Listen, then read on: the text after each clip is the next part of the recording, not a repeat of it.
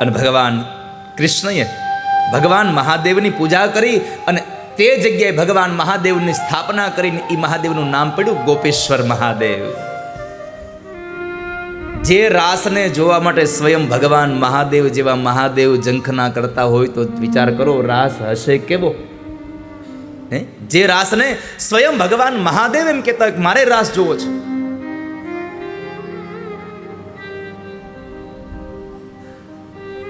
તો એ મહારાસ હશે કેવો.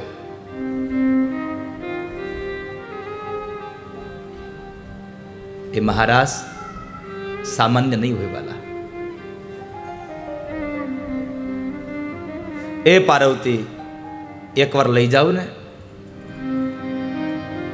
એકવાર તો લઈ જાઓ મને રાસ જોવા માટે.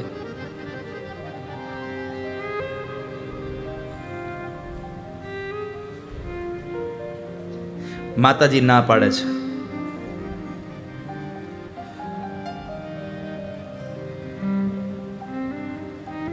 ને પુરુષ સિવાય કોઈને અધિકાર નથી. ત્યાં પુરુષ સિવાય કોઈને અધિકાર નથી.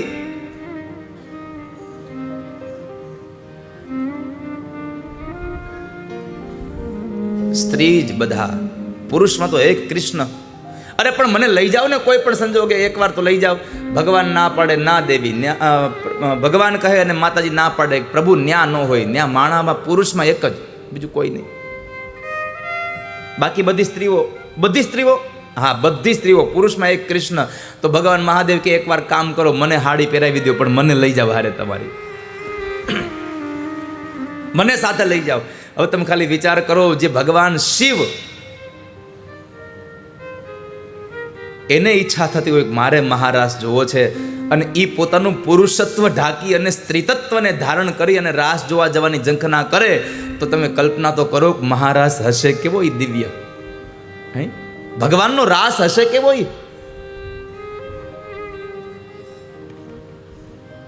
એ મહારાસ હશે કેવો.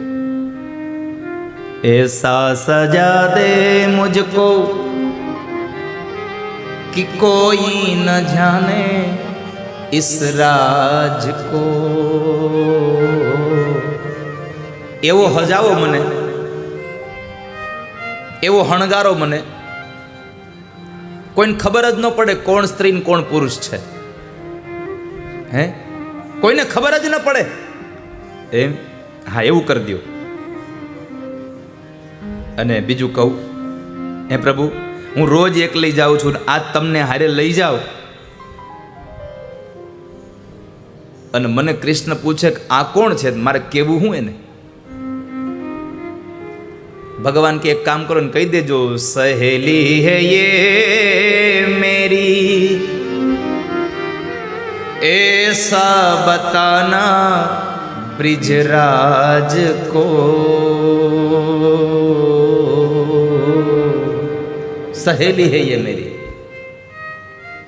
અમારી સખી છે, આવું એને કહી દેજો. ભલે જેમ તમે કયો એમ, બીજું હું. અને એ ભગવાન મહાદેવે માથામાં વેણી નાખી હો, લગા કે ગજરા પહેન કે સારી. એક તો 6.5 ફૂટની હાઈટ, એમાં 1 ફૂટનો ઉપર અંબોડો, અને એ ન્યાથી પછી જે આમ લાજ આવી, આમ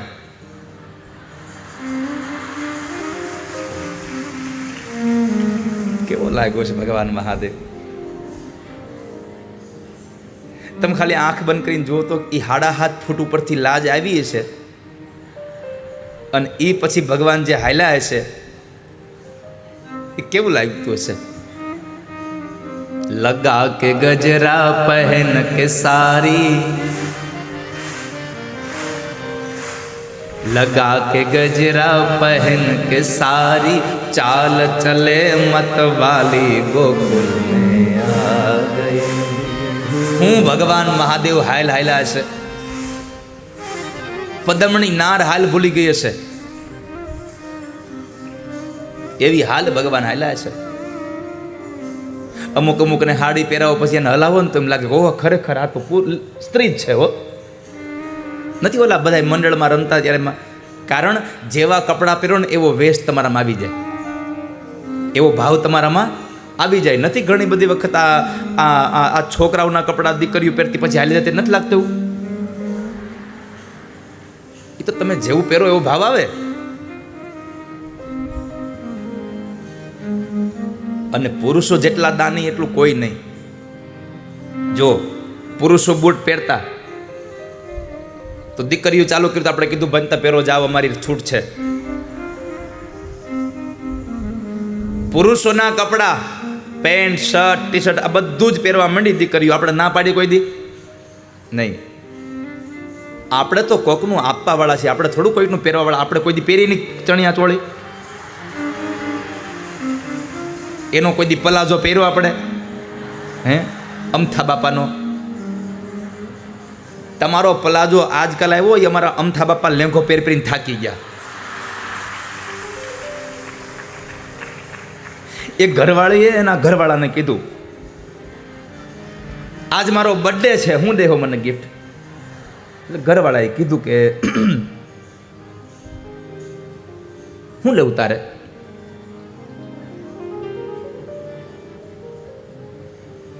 પ્લાઝો લઈ દો કે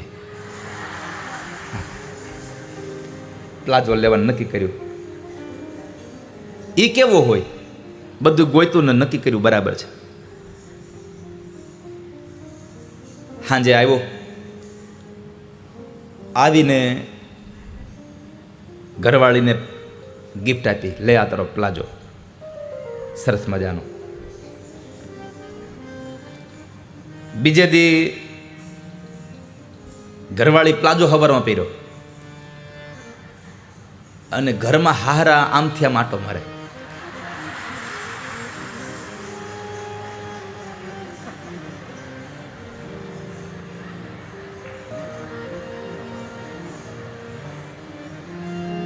દાદા ઘુમરીએ ચડ્યા હવાના પરમાં. એટલે આને પૂછ્યું કે કેમ બાપુજી આટા મારો છો? એ કે હું મારો લેંઘો ગોતું પણ જડતો નથી. કે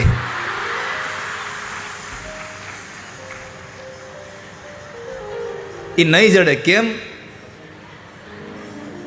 એ ગગલાની મમ્મીએ પહેર્યો છે આજે.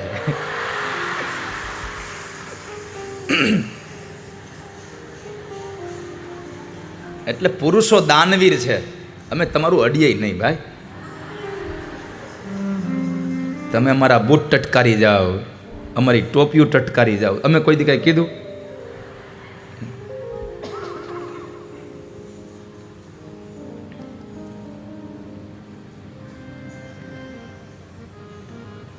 પણ ખેર ભગવાન મહાદેવજી ગયા ગોકુળમાં, અને ભગવાન જ્યારે માતાજીની હારે હાલ્યા જતા હતા અને ભગવાન કનૈયો ઓળખી ગયો, ઓહો હો મારો નાથ આવ્યો છે, તો મારો પ્રભુ આવ્યો છે. પણ ભગવાને ભગવાનની હળી કરવા હાટું બે ગોપીઓને લઈને આમ દુર્વ્યા જાય, ન્યા જઈ ભગવાન સામે આંગળી ચીંધે પછી જોર જોરથી હસે.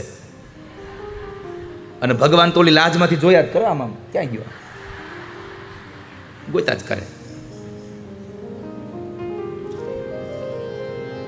પણ પછી બહુ થયું હવે. અને આ તો મોટો જાદુગર કમરમાં ખોસેલી વાંસળી કાઢી અને અધરાર્પિત કરી.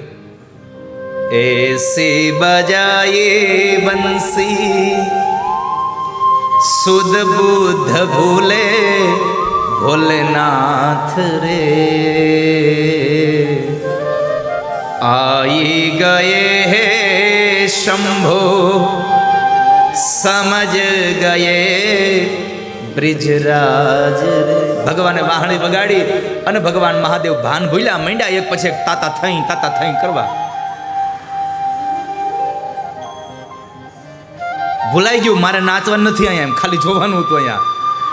અને એમાં ભૂલાઈ ગયું અને પછી તાન ચડ્યું. તાન ચડે પછી કઈ પાછું વાળું વળાય?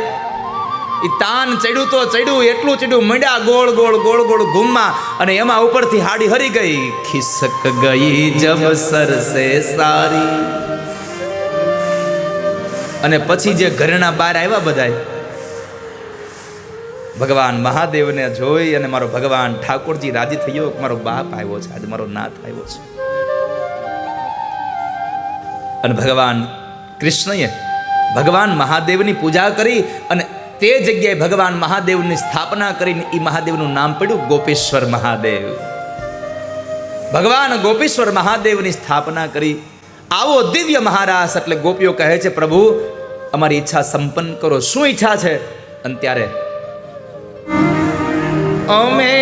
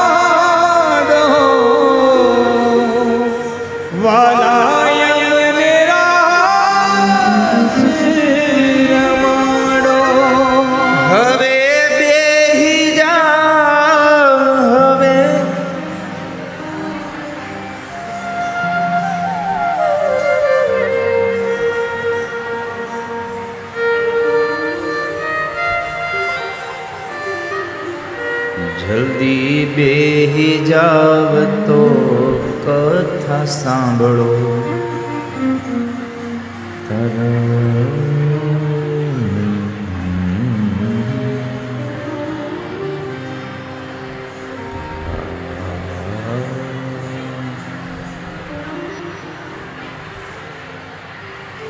ચાલો બેસી જાઓ.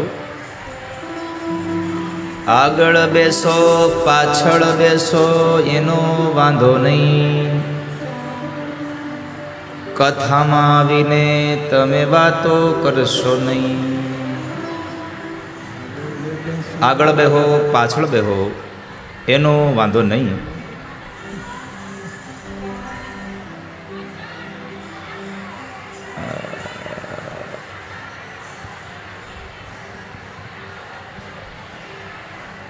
શું થયું? જગ્યા વહી ગઈ?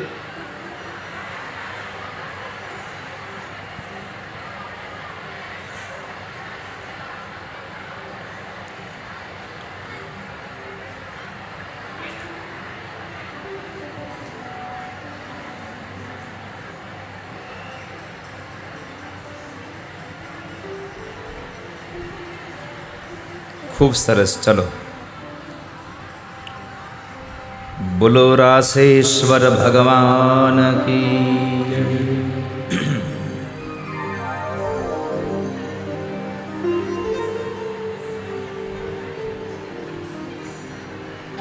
એક એક ગોપી એક એક કાન.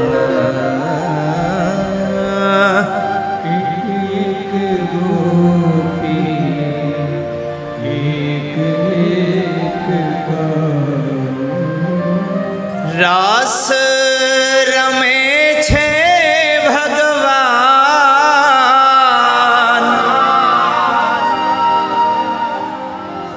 ભગવાન રાસ રમાડે ને ગોપીઓ ઘેલી બને છે.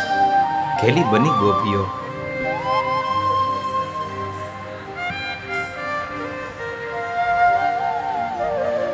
પણ થયું એવું કે પરમાત્માએ બધી જ ગોપીઓને ખૂબ ભાવથી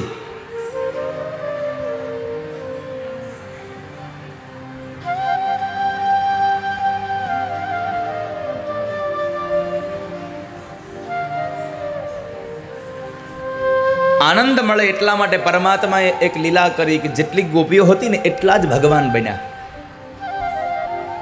જેટલી ગોપીઓ એટલા કાન. જે ગોપીની સાથે ભગવાન રમે એ ગોપીને ભગવાન દેખાય, બાકીની બધી માત્ર ગોપીઓ દેખાય. એમાં ગોપીઓના મનમાં જરા ભાવ જાગ્યો કે હું કેટલી ભાગ્યશાળી છું કે કૃષ્ણ મારી સાથે રમ્યા, પ્રભુ મારી સાથે રમ્યા.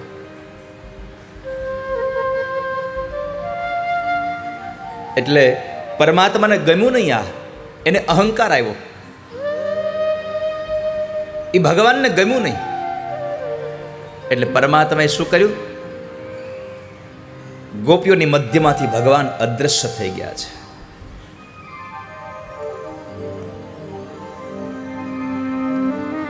ગોપીઓની મધ્યમાંથી ભગવાન અદ્રશ્ય થઈ ગયા.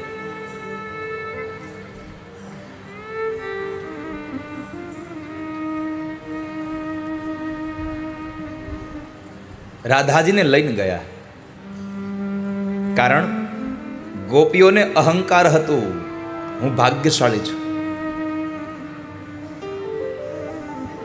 હું સૌભાગ્યશાળી છું, એનું અહંકાર ગોપીઓનું હતું. અને પરમાત્માને અહંકાર ક્યારેય ગમતું નથી.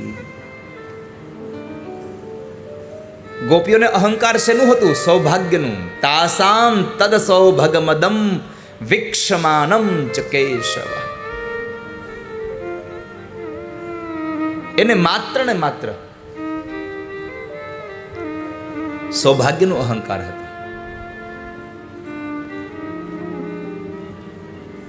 ભગવાનને તમારા સૌભાગ્યનો અહંકાર થાય ને એ નથી ગમતું. આપણે નથી કહેતા ઘણી વખત, ના ના હો અમારા તો ભાગ્ય બહુ સારા છે. આ ભાગ્ય સારા છે એનું અહંકાર આવે ને તમને, તો એ પરમાત્મા નથી ગમતું ક્યારેય. તો તમારી સંપત્તિનું, તમારા રૂપનું, તમારી આવડતનું એનું અભિમાન તો ઠાકોરજીને ક્યાંથી ગમે?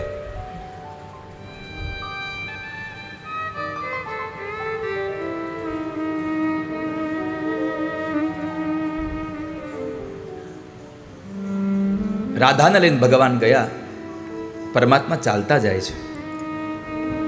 અને જ્યારે ભગવાન ચાલતા હતા ત્યારે રાધિકાજી થાકી જાય છે.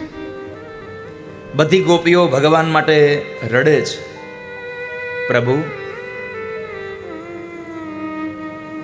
આવી જાઓ ને પાછા, તમે જેમ કહેશો ને એમ કરીશું, પણ પાછા આવી જાઓ ને. કૃષ્ણ કેમ મૂકીને વયા ગયા આમને? પરમાત્મા માટે હસવું.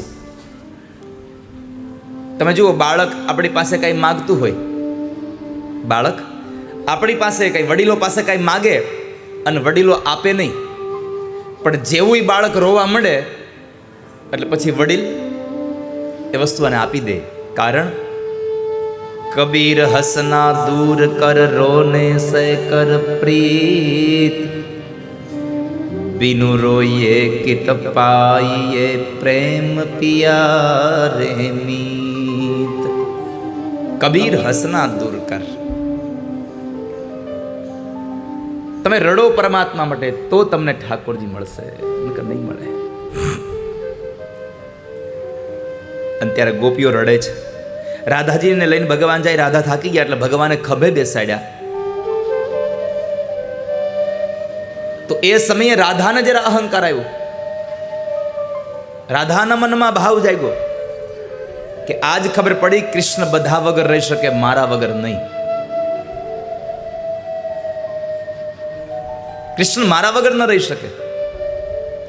બધાને મૂકીને નીકળ્યા, મને સાથે લીધી. હું થાકી ગઈ, મને બેસવાનું કહ્યું મેં, પણ મને બેસવા નથી દીધી, મને પોતાના ખભે બેસાડી. આજ મને ખબર પડી કૃષ્ણ બધા વગર રહી શકે, મારા વગર નહીં. અને અત્યારે ભગવાન બોલ્યા કે રાધા, તમે મારા ખંભા ઉપર બેઠા છો ને, તો તમારા શરીરનો વજન નથી લાગતો, પણ તમારામાં આવેલા અહંકારનો વજન મને લાગે છે. હવે અહંકાર ન કરશો ક્યારેય.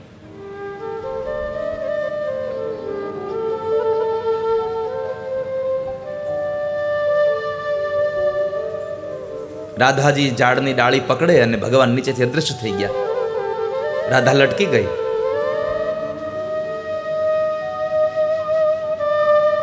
ગોપીઓ ભગવાનને શોધતી હતી, એમાં બરાબર રાધા પાસે આવે છે. રાધાને મળ્યા, રાધાને નીચે ઉતાર્યા. બધા જ લોકો રાધા અને ભગવાન, ગોપીઓ બધી ભેગી થઈ અને ભગવાન પરમાત્મા માટે રડે છે. પ્રભુ આવી જાવ ને, આવી જાવ ને. છતાં ભગવાન ન આવ્યા. ત્યારે બધી ગોપીઓ પોતાના અંતરમાં રહેલો કૃષ્ણ પ્રત્યેનો પ્રેમ વ્યક્ત કરે. એમાં 19 ગોપીઓ વ્યક્ત કરે. આજે એક ગોપીનો પ્રેમ મારે આપની વચ્ચે કહીને આપણે સીધું જ ભગવાનના લગ્નમાં જતું રહેવું છે. એક ગોપી ભગવાનને કહે. પેલા તો ભગવાન માટે પ્રારંભ થયો, જયતે તે ધિકમ જન્મના વ્રજ શ્રયત ઇન્દિરા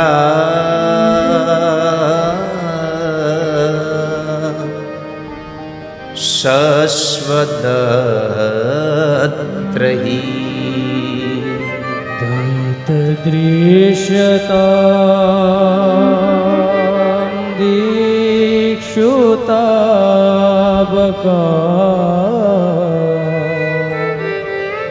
સ્ત્વૈધૃતા સવ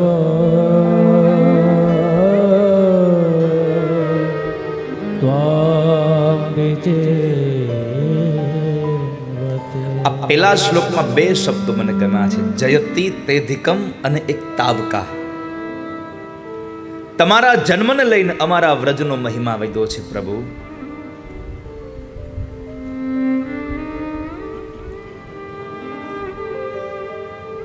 તમારા જન્મથી અમારો મહિમા વધ્યો છે. અને બીજું પ્રભુ, અમે તાવકા તમારા છીએ. તમે મૂકી દેશો, તમે ક્યાં જાશો? આ દુનિયા છોડી દે ને પ્રભુ તો જીવન જીવી લેવાય, પણ પ્રભુ તમે છોડો તો કેમ જીવન જીવશો? તમારા જન્મને લઈ અને અમારા વ્રજનો મહિમા વિધો છે.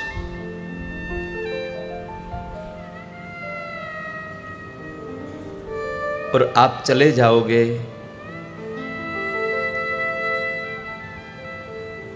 तो ब्रज तत्व नहीं रहेगा. ब्रज के लोग आज भी कहते हैं कृष्ण यहां से गए ही नहीं है. कृष्ण गए नहीं, कृष्ण जा ही नहीं सकते वहां से. क्यों? ब्रजवासियों ने प्रेम ही इतना दिया है. और जहां प्रेम मिले वहां पदार्थ की कोई आवश्यकता रहती ही नहीं है. जहां प्रेम मिले,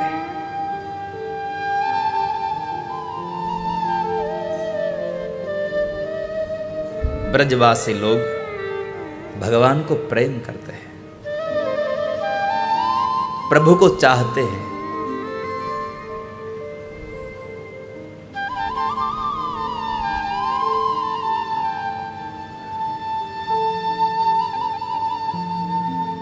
एक गोपिका कहती है, भगवान आ जाओ ना. यदि आप कहोगे तो आपके चरणों की धूल बनकर रहेंगे हम. आप आ जाओ ना.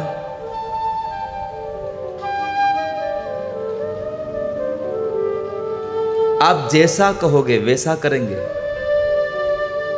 यदि आप चाहते हो कि हम आपकी दासी बनकर रहे तो हम आपके चरणों की दासी बनने के लिए तैयार है. लेकिन कृष्ण आ जाओ, आप आ जाओ.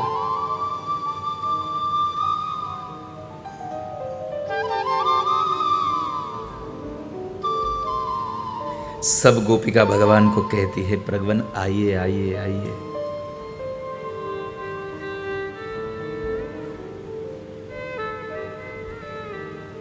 हमारे से तो अच्छी वो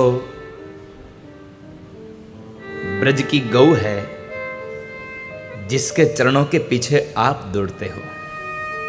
हम आपके चरणों के लिए दौड़ रहे हैं और आप गैयों के चरणों के लिए दौड़ते हो कृष्ण.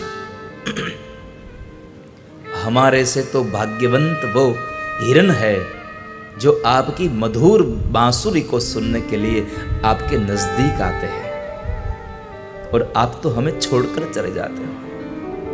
हम प्रार्थना करते हैं कृष्ण, आप आ जाओ ना.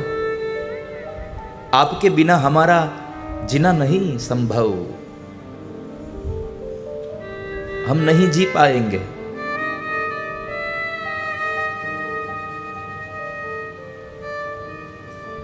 एक गोपी भगवान को कह रही है कि भगवान यूं ही छोड़कर जाने वाले ही थे, बीच रास्ते में छोड़ ही देना था, तो हाथ थामा ही क्यों हमारा? हमें नजदीक बुलाया ही क्यों आपने? इतनी दूरी ही करनी थी आपको हमारे बीच में, तो इतनी नजदीक लाए ही क्यों? हमें दूर रहने देते, अच्छा ही था। बहुत नजदीक आने के बाद जब दूर जाना पड़ता है तब दर्द होता है। समीप संताप छे जा जा, मजा छे दूर रहेवामा। आप जितने नजदीक आओगे उतना ही दर्द रहेगा। समीप संताप छे जा जा, मजा छे दूर રહેવામાં। दिया जल रहा हो घर में, और उस दिए के प्रकाश में जो पतंग उड़ रहा है अपनी पंखों से, उस पतंग को उड़ना रहना चाहिए, वो दिए को पकड़ना नहीं चाहिए। पतंगो ये नहीं समझे, अगर समझे तो कही दे छे, મળીને દાજવા કરતા મજા છે દૂર રહેવામાં, મજા છે। यदि वो पतंग समझ जाए तो समझा देना प्यारे कि इस दिए को मत पकड़ो, तुम जल जाओगे, मिट जाओगे, मर ही जाओगे, दूर रहो। कुछ अंतर बनाए रखो, वरना दुख ही पाओगे संसार में। बहुत दूरी भी अच्छी नहीं और बहुत नजदीक भी अच्छा नहीं, बीच में रहो, बीच में रहो। जैसे भोजन में नमक रहता है उसकी तरह रहो। नमक नहीं रहता तो भी रसोई अच्छी नहीं लगती, और ज्यादा हो जाता तब भी रसोई अच्छी नहीं लगती। बस मध्य में रहो आप, जितना चाहिए उतना ही रहो, उतना ही रहो।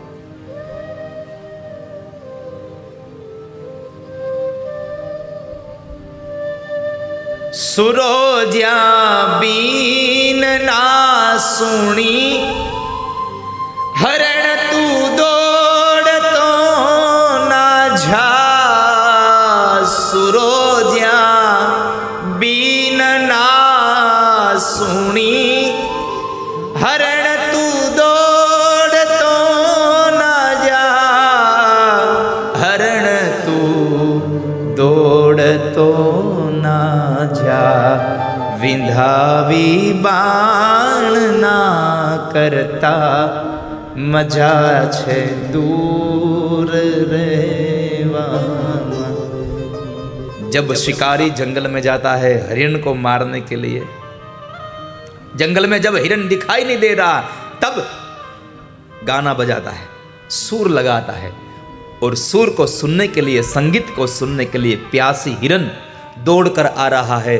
उसको मालूम नहीं ये संगीत मेरा जीव ले लेगा। कुछ दूरी बनाए रखो। सुरो ज्या बिन ना सुनी, हरण तू दौड़तो न जा। विंधावी बाण ना करता, मजा छे दूर રહેવામાં।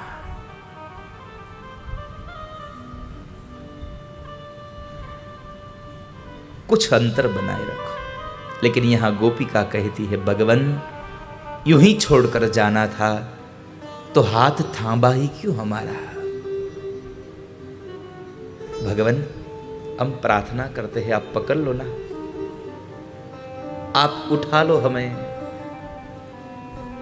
यदि आप नहीं पकड़ोगे तो हम डूब जाएंगे। पकड़ लो हाथ बनवारी, नहीं तो छूट जाएंगे।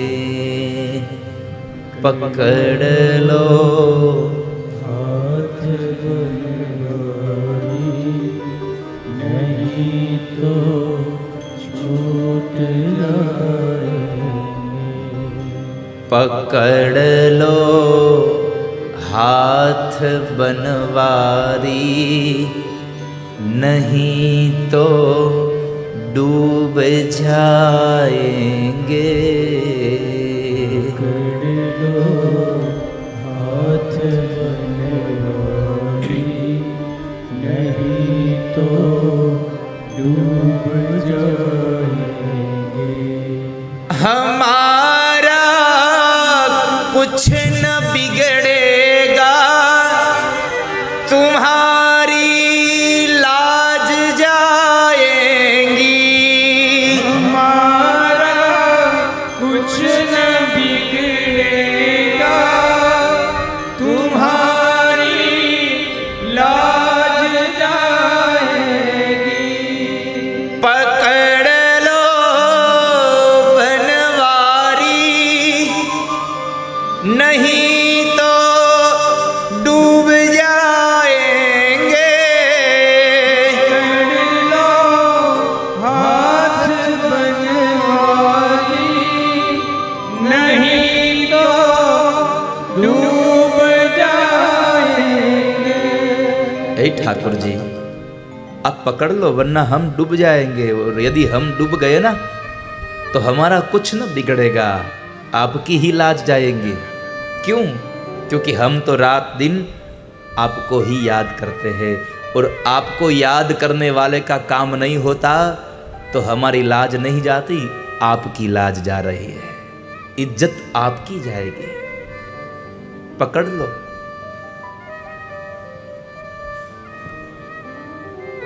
यदि भगवान बीच रास्ते में ही छोड़कर जाना था तो ब्रज में आए हुए उन राक्षसों से हमें बचाया ही क्यों? मर जाने देते, क्यों बचाया?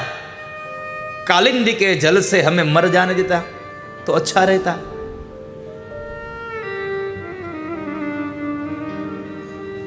एक गोपी भगवान को कह रही है, भगवान सुनो, प्रणत देहिनां पापकर्षणं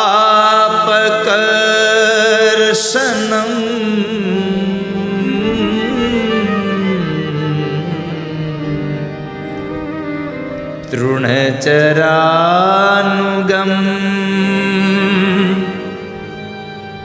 श्रीनिकेतनं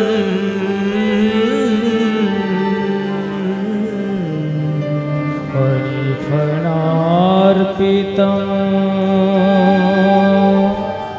ते पदाम्बुजं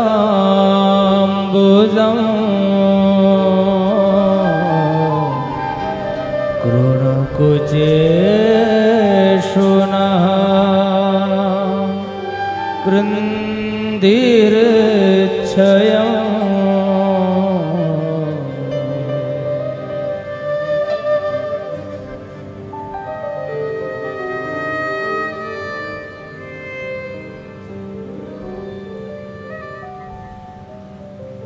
भगवान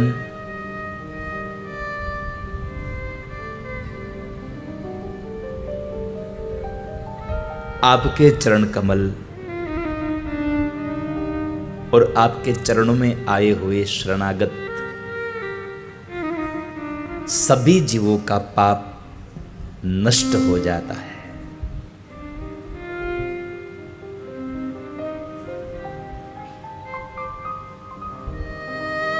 आपके चरण कमलों से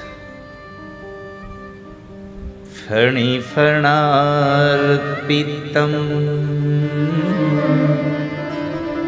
ते पदाम्बुजं कृणुकुचेषु कृन्धिरच्छयम्। क्षयम्।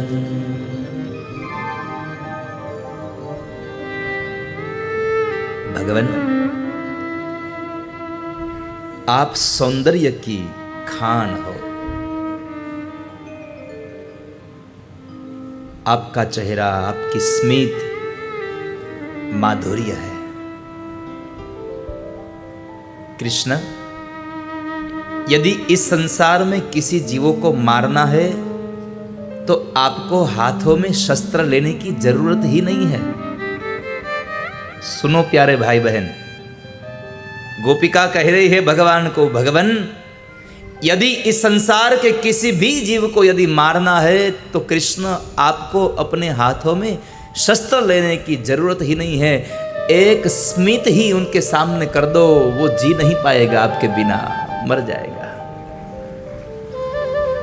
महाभारत के युद्ध में भगवान ने हाथ में हथियार नहीं लिया था, और दोनों सेना के बीच में जब रथ आने के बाद अर्जुन कह रहा है, भगवान ये मेरे हैं, मैं नहीं मार सकता। तब भगवान कृष्ण कह रहे हैं, अर्जुन तुझे कहां मारना है, वो तो कब के मर चुके हैं मेरी एक दृष्टि मात्र से ही। हम सोच रहे हैं कि कौरवों के पास इतनी ढेर सारी सैनिक, ढेर सारी सेनाएं, फिर भी पांडव लोग की सेनाएं मरी नहीं उनसे, क्यों? एक बात है, जब पांडव की सेना के आगे रथ में भगवान कृष्ण विराजमान थे तो कौरव की सेना के लोग भगवान को देखने में इतने मंत्रमुग्ध हो गए कि पांडव की सेना शस्त्र उठाकर मारने लगी। वो भी ध्यान नहीं रहा उन सब लोगों का, वो तो कृष्ण को देख रहे थे, क्योंकि वो माधुर्य है, कृष्ण का माधुर्य है। कृष्ण का मुख मधुर है, कृष्ण की वाणी मधुर है, कृष्ण का अधर मधुर है, कृष्ण की आंख मधुर है, कृष्ण का नाक मधुर है, कृष्ण की स्मित मधुर है। अरे क्या मधुर नहीं है कृष्ण का? ऐसी कौन सी बात जो है कृष्ण में अच्छी नहीं लगती? कृष्ण हर तरह से हमें अच्छे ही लगते हैं। कृष्ण यदि सुदामा को पीतांबर दे तब भी कृष्ण अच्छा लगता है, और वही कृष्ण कौमार स्त्रियों के वस्त्र उनसे, उनके पास से छीन लेते हैं तब भी कृष्ण अच्छे लगते हैं। महाभारत के युद्ध में कृष्ण अर्जुन को कहते हैं, उत्तिष्ठः कौन्तेय, अरे ओ कुंता के पुत्र खड़े हो जा, युद्ध करना है। जब अर्जुन मना कर रहा है कि मैं युद्ध नहीं करूंगा, युद्ध नहीं करूंगा, तब कृष्ण कहते हैं युद्ध कर ले। और जब कालयवन और जरासंध दोनों साथ में मिलकर आए तब वही कृष्ण रण मैदान को छोड़कर भाग गए। सब कृष्ण हमें अच्छे लगते हैं, दूसरे को युद्ध करवाने वाले भी कृष्ण हमें अच्छे लगते हैं, और स्वयं युद्ध को छोड़कर जाने वाले कृष्ण भी हमें अच्छे लगते हैं, बहुत अच्छे लगते हैं। छोड़ दो, सब कृष्ण हमें अच्छे लगते हैं। इसलिए तो भगवान श्रीमद् वल्लभाचार्य महाराज ने कह दिया, अधरम मधुरम वदनम मधुरम नयनम मधुरम हसितम मधुरम हृदयं मधुरं गमनं मधुरं मधुराधिपते रखिलं। भगवान आपका अधर भी मधुर है, आपका वदन भी मधुर है, आपका नयन भी मधुर है, आपका स्मित भी मधुर है, और आपका हृदय भी मधुर है। आपका आना भी मधुर, आपका गाना जाना भी मधुर है, आपका गाना भी मधुर है, आपका मौन भी मधुर है। कृष्ण बोले तो भी मीठा लगता है, और कृष्ण मौन रहे तब भी अच्छे लगते हैं। सभी तरीके से कृष्ण हमें पसंद है।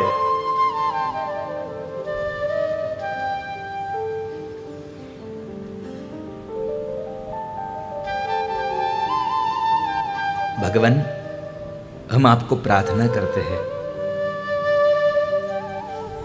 आपको मिलने की एक आकांक्षा है हमारे हृदय में। प्रार्थना हम यही करते हैं, फणि फणार्पितम ते पदाम्बुजम,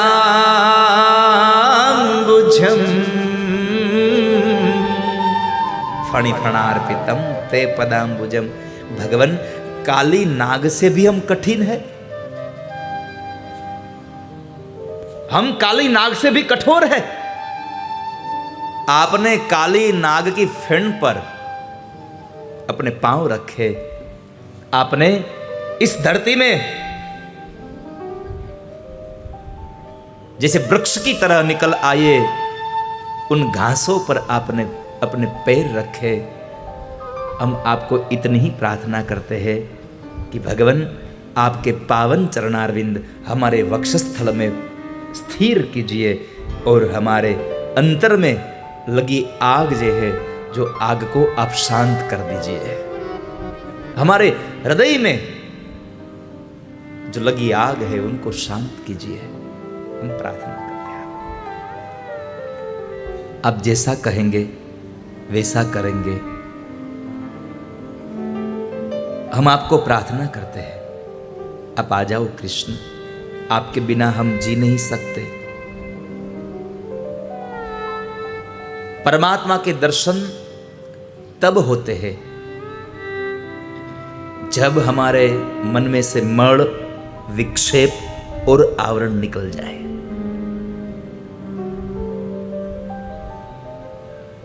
हमारे संसार में, हमारे जीवन में रहे मड़ और विक्षेप को प्रयत्न करो, दूर हो जाएंगे, लेकिन आवरण का भंग केवल परमात्मा ही कर सकते हैं, ईश्वर ही कर सकते हैं। कई लोग प्रश्न करेंगे, मड़ यानी क्या होता है? संसार के लोगों में हमारा लगा हुआ मन जो वियोग पा रहा है, उन वियोग को महापुरुषों ने मड़ कहा है। किसी के दुख में हम जो दुखी हो रहे हैं वो मड़ है। और हमारा मन भी मक्खी जैसा है, हमारा मन मक्खी जैसा है। सारा अच्छा संसार छोड़कर विष्ठा पर आकर ही बैठ जाता है। इतना ढेर सारा अच्छा ये शरीर है, मक्खी कहां बैठेगी? जहां आपको घाव लगा है, जहां आपको घाव लगा है, उन घाव में आकर मक्खी बैठेंगी। सारे अच्छे शरीर को छोड़कर घाव पर बैठेगी। हमारा मन ही ऐसा है, इस संसार में रहे परमात्मा के नाम के सुख को छोड़कर इस संसार की माया के दुख पर हमारा मन जाकर बैठ जाता है। हम इसी में रहते हैं।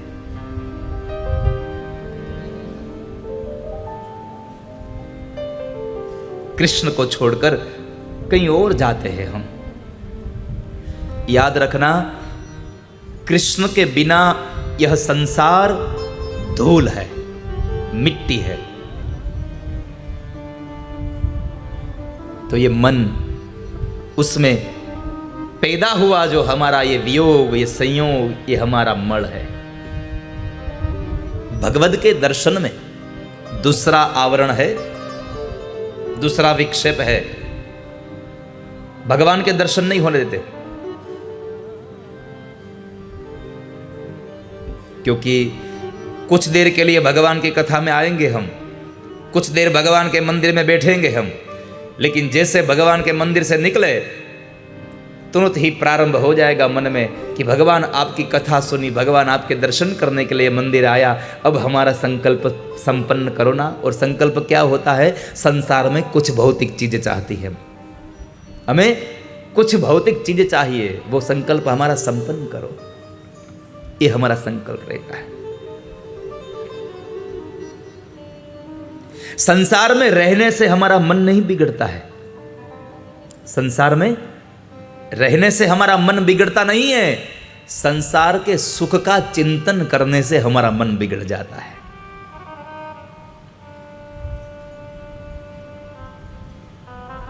उसका स्पर्श मत करो, कुछ नहीं होगा आपको।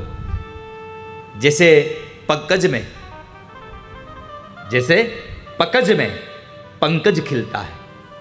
पकज यानी कि कादव, कीचड़, और पंकज यानी कि कमल।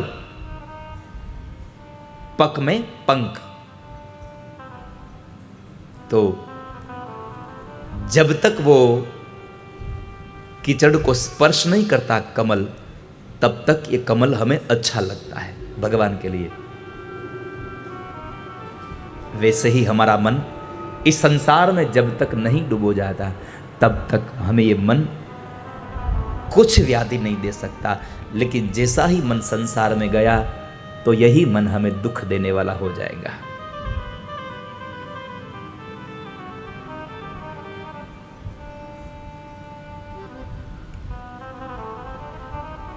आप खाना खाओ, भौतिक पदार्थ को आप चाहो, महापुरुषों ने मना नहीं कही, लेकिन कहा है खाने के बाद उसको भूल जाओ।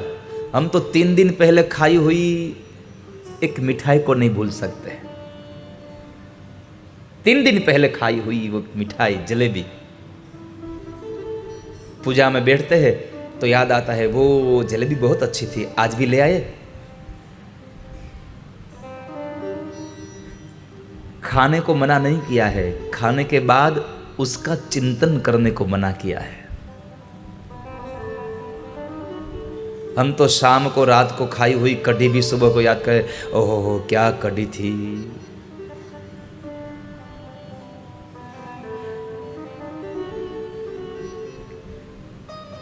याद करना है तो खाने के वक्त याद करो, ओहो आज क्या कथा सुनी हमने, आज क्या ढेर सारा हमने भगवान का रास रचाया, अरे आज क्या भगवान श्रृंगार कर कर आए थे। आज घर जाओ ना, भोजन करने के लिए बैठो, या तो बीच रास्ते में जब पानी पूरी खाने के लिए खड़े हो जाओ। कल कई लोग खड़े थे, 10 की 4, 10 की 4, 10 की 4। मैं जब गाड़ी में जा रहा था तो देख रहा था, उन लोगों को मालूम नहीं था कि ये गाड़ी मेरी जा रही है। वो तो ओ बड़े भाव से जैसे भगवान को प्यारे बजते हो, एक मुंह में एक हाथ में।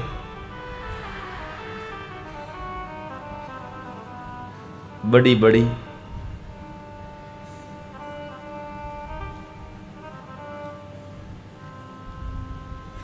आज जब आप घर जाओ ना, खाना खाने के लिए बैठो, बाद में जब आप सोने जाओ, तो भगवान की इस मूर्ति को याद रखना, आज जो भगवान ने श्रृंगार किया है। दिखा बेटे फोटो, हाँ फोटो दिखाइए। देखो ये ठाकुर जी ने क्या श्रृंगार किया है आज।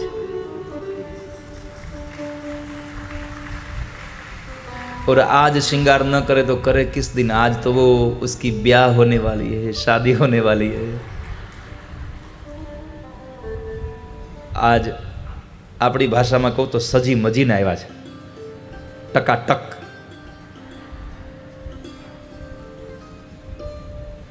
અને આને જેટલો શૃંગાર કરો ને એટલો ઓછો પડે હો, જેટલો કરો એટલો ઓછો। આ સંસારમાં જેટલા પણ ભગવાનના અવતાર થયા એમાંથી સૌથી વધારે શૃંગારનો પ્રિય કોઈ દેવતા હોય તો ભગવાન કૃષ્ણ છે। એને જેટલો શૃંગાર કરો એટલો આનંદ આવ્યા જ કરે, આવ્યા જ કરે।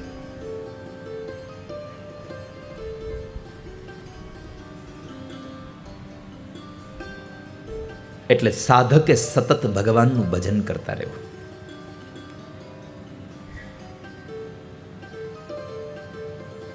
પ્રારંભમાં ગોપીઓ કહે છે કે મનમાં કૃષ્ણ સિવાય બીજું કંઈ આવવા જ ન દેવું। સંતજ્ય સર્વ વિષયામ સ્તવ પાદ મૂલમ। केवल आपके चरणार विंद से अलावा हमारे मन में कुछ नहीं है, कुछ नहीं। ગોપીઓ કહે છે પ્રભુ અમે બધા જ વિષયોને મૂકીને આવ્યા છીએ તમારી પાસે। હવે માયાનો પડદો દૂર કરવાનું કામ તમારું છે। પડદો દૂર કરીને પ્રત્યક્ષ અમને દર્શન આપો। જ્યાં સુધી માયાનો પડદો વીટાયેલો છે ને ત્યાં સુધી તમને દર્શન નહીં થાય। જેમ એક ચોર બરાબર એક સાધુ મહાત્માની પાસે સાંભળ્યું કે આની પાસે મણી છે અને એ મણી લોખંડને અડે એટલે હોનાને થઈ જાય એવી છે. એટલે ચોરને ઈચ્છા થઈ કે આજ મહારાજના કુટિયામાંથી ઉપાડી લેવી છે. મહારાજ સાંજે હુઈ ગયા અને ચોર આવ્યો. મહારાજ તો એક પડખે આમ હોતા હતા. ત્યારે તો ઓશિકા હતા નહીં, એટલે કોથળાનો ઓશિકો હાથનો તકિયો કર્યો હતો અને હોતા હતા. અને ચોર આવ્યો, ઘરમાં બધું ગોતે. મહારાજ જોવે છે, કઈ વાંધો નહીં, ગોતવા દો. ગોતતા હતા. બહુ ગોતું, મળ્યું નહીં. એટલે જરાક હાલતો થયો ખાલી હાથે. એટલે પૂછ્યું, ભાઈ કેમ થયું, ન મળ્યું? કાંઈ જોવું છે, કંઈ લેવા આવ્યા છો? જાગી ગયો. સાધુ જાગ્યા એટલે ગભરાઈ ગયો. અરે અરે વરો શું લેવા આવ્યા તમે? શું ગોતો છો? મણી? હા, મણી ગોતું છું. જો પેલી લોખંડની ડબરીમાં રહી. લોખંડની ડબરીમાં છે મણી. એટલે ચોર અકળાયો કે તમે મને શું મૂર્ખો સમજો છો? લોખંડની ડબરીમાં જો મણી હોય તો લોખંડ રહે, સોનું થઈ જાય. જૂઠું ન બોલો, સાચું બોલો. જોઈ લો ને જરા. ચોરે જરા ડબરી ઉતારી અને જોયું, તેમાં એક ચીથરા કપડાની અંદર બાંધેલી મણી અંદર પડી હતી. જ્યાં સુધી કપડાનું આવરણ વચમાં હતું ત્યાં સુધી મણી પણ લોખંડને સોનું ન બનાવી શકી. એમ જ્યાં સુધી આપણા મનમાં આ સંસારના ચિંતનોનું, સંસારના સુખનું આવરણ જ્યાં સુધી લાગેલું છે ત્યાં સુધી પરમાત્માના પ્રત્યક્ષ દર્શન નહીં થવા દે ક્યારેય. ભગવાનના દર્શન કરવા છે તો સહજતાથી પ્રભુનું ચિંતન કરો. સહજતાથી આ મનના આ બધા જ મેલને મૂકી દો. જ્યાં સુધી વિષયો નહીં મૂકો ને, વિષયોના કપડા આપણને ભગવાનના દર્શન નથી થવા દેતા. આપણા મનરૂપી મણી ઉપર વાસનાના વસ્ત્રો વીંટળાયા છે. અને વાસનાના વસ્ત્રો જ્યાં સુધી વીંટળાયેલા રહેશે ત્યાં સુધી આપણું જીવન સુવર્ણ નહીં બને. પ્રભુ, અમારા પાપને બાળવાની શક્તિ ધરાવો છો. તમારા નામમાં એટલી તાકાત છે કે નામ માત્રથી પાપ બળી જાય છે. પરમાત્માને સતત વંદન કરવાની ટેવ પાડો, તમારા પાપ બળીને ભસ્મ થઈ જશે. સતત ટેવ પાડો, તમારા પાપ બળીને ભસ્મ થઈ જશે. જો તમને ટેવ પડી તો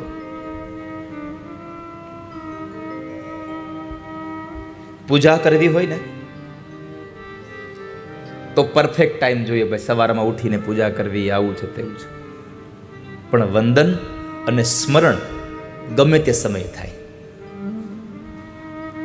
કોઈને પ્રણામ કરવા માટે નક્કી નહીં કે સવારમાં હોય તો પ્રણામ કરાય. ગમે ત્યારે પ્રણામ કરાય. અને સ્મરણ તો ગમે ત્યારે કરાય. ઉઠતા, બેસતા, ચાલતા, જમતા, જ્યારે પણ સ્મરણ કરતા રહો. અને સ્મરણમાં કોઈ જાતનો શ્રમ નહીં. પૂજા કરવી હોય તો પાણી લઈ આવવું પડે, કેસર નાખવું પડે, સુગંધિત દ્રવ્યો, ફૂલ, ફળ બધું ભગવાનને ધરાવવું પડે, બધું કરવું પડે.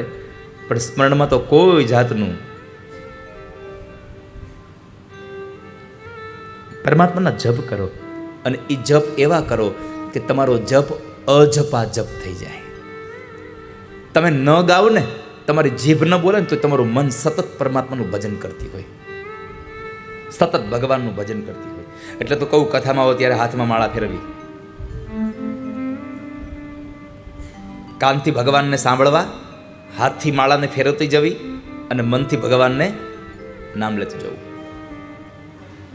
ઘણી વખત મને લોકો કહે કે તમે કથા વાંચતા વાંચતા આમ માળા ફેરવતા હોય તો તમે નામ ભગવાનનું મોઢે લેતા, કથા વાંચતા હોય તો ભગવાનનું નામ લેવાય નહીં, તો આ માળા ફેરવી એનું કાંઈ તને ફળ મળે કે ઈ ન મળે?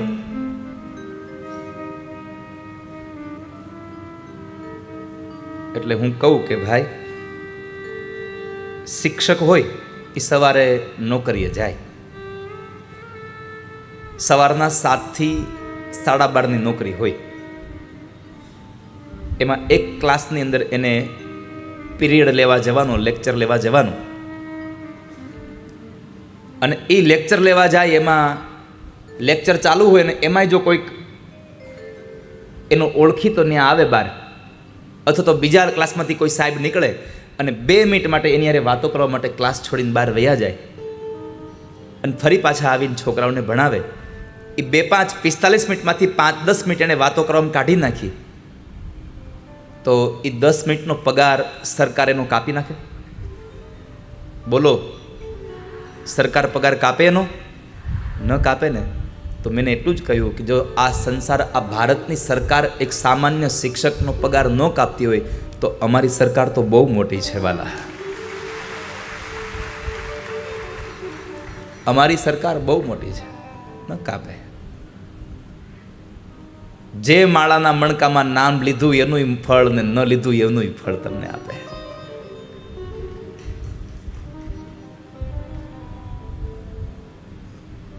ભગવાનની હંમેશા પ્રાર્થના કરતા રહો. અને વાલા ભક્તો, પ્રાર્થનામાં જે તાકાત છે ને એ તાકાત બીજી ક્યાંય નથી. પ્રહલાદે કહ્યું, ભગવાન ન ઐશ્વર્યથી, ન ધનથી, ન રૂપથી, ન જ્ઞાનથી, ન બળથી, આનાથી કોઈનાથી તમે પ્રસન્ન થનારા નથી. મેં સાંભળ્યું છે પ્રભુ તમે પ્રાર્થનાથી પ્રસન્ન થાઓ છો. પ્રહલાદ બોલ્યા છે તમે પ્રાર્થનાથી પ્રસન્ન થાઓ છો, એટલે હું તમારી પ્રાર્થના કરું. બ્રહ્માદયો સુરગણા મુનયોથ સિદ્ધા. બ્રહ્માદય સુરગણા મુનયોથ સિદ્ધા. પ્રભુ આ પ્રસન્ન થાવ. ભગવાનની પ્રાર્થના, અને એ પ્રાર્થના પરમાત્માને પ્રસન્ન કરનારી છે. એક પ્રસંગ કહી અને હું તમને લગ્નમાં લઈ જાઉં હવે, કારણ કે હજી મારે કંસને મારવો છે, અને કંસ ન મરે ત્યાં સુધી કૃષ્ણ પરણે નહીં.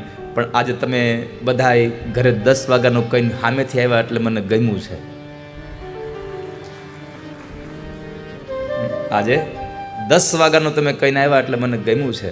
તમારા ઘણા બધા કામ મને ગમે છે. અહીંયા તમે વહેલા આવીને બેસી જાઓ છો, આવ્યા પછી ઊભા નથી થતા, કથા પૂરી થાય ત્યાં સુધી બેઠા રહ્યો છો, અને આટલો લાંબો સમય તમે ઘરેથી આવી જાઓ છો, અને તમારા ઘરવાળા બધા લોકો ભાવથી તમને આવવા દે છે ને, એટલા માટે એ બધાય મને બહુ ગમે છે. અહીંયા તો ઘણા બધા સાસુમાં હોતે આવ્યા છે અહીંયા કથા સાંભળવા. બહુ ઘરે છે, કેટલા હાહુને મોકલ્યા છે બહુ, જાઓ કથા સાંભળી આવો. સાચું કહેજો, હાથ ઊંચો કરો તો. જેટલા વહુ ઘરે મૂકીને આવ્યા હોય, પણ તમને ખબર છે તમે અહીંયા કથા મંડપમાં કથા જોવો છો, એ ત્યાં ટીવીમાં ઘરે કથા જોવે છે. શું કામ એને? એ એટલે જોવે છે, લાવ જોવા દે. આ કેમેરામાં જ્યારે ઓલા ધૂન રમાડે તો મારા હાહુ કેટલાક રમે, જોવા દે, ખબર પડે. તઈ એના પગ કેટલાક દુખે છે, અહીંયા જરા પગ બા આ હંજવારી કાઢ્યો તો પગ દુખે, ત્યાં કેટલાક દુખે છે. એ જોવા હાટું બહુ ઘરે ટીવી જોવે છે. પણ કાંઈ વાંધો નહીં, એ જોવાના નામે તો નામે કથા તો જોવે છે.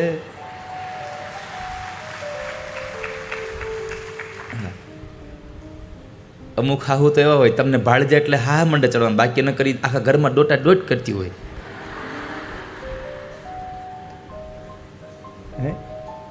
હા, ભાળી જાય એટલે પછી ગેંગે ફેફે મંડે કરવા. એટલા નાટક આવડે એને. એટલે દાંત કાઢો તમે. એવું હસાય તમારે હાહુ માથે કોઈ દી? હે, તમને ભાન છે કે નહીં?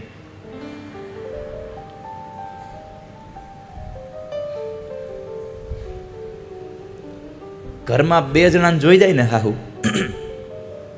એટલે એને આમ તમે જુઓ ને તો ભવની બીમારી લાગી હોય ને એવું મોટું કરીને બેહે, ઉતરી ગયેલી કઢી જેવું. પણ તમારે જોવું હોય ને તો અનુભવ કરવો. ઘરમાં તમારે છે ને એને ખબર ન એમ સીસીટીવી કેમેરો મૂકી, અથવા તો મોબાઈલ એવી જગ્યાએ હંતાડી રેકોર્ડિંગ મૂકી, અને તમારે ઘડીક નીચે બેહવા વયું જાવ. બા હું નીચે બેહવા જાઉં છું ગાર્ડનમાં. હા જાઓ. એ તમે જાઓ ને તો એ ઢીલું બોલશે, પછી તમે જાઓ પછી જોઈ રસોડામાં જઈને ડબ્બા ખોલે.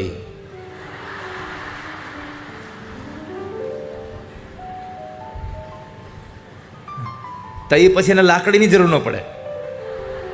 તો એ આખા ઘરમાં દોડા દોડ કરે, અને જેવો ડોરબેલ વાગે એટલે તરત જ આમ જુઓ લાકડી હાથમાં લે હે, એ સોફામાં કે ખુરશીમાં બેસી જાહે, અને એટલા ધીમે ધીમે ડગલા માંડીને આવશે દરવાજે. દરવાજો ખોલે તઈ તો હાફે,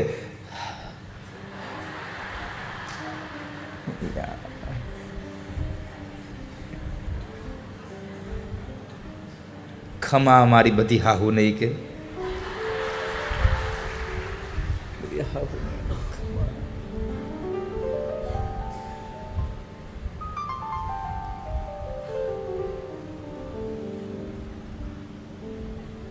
પણ પ્રાર્થના કરજો પ્રભુને, કારણ કે પ્રાર્થનામાં બહુ તાકાત છે.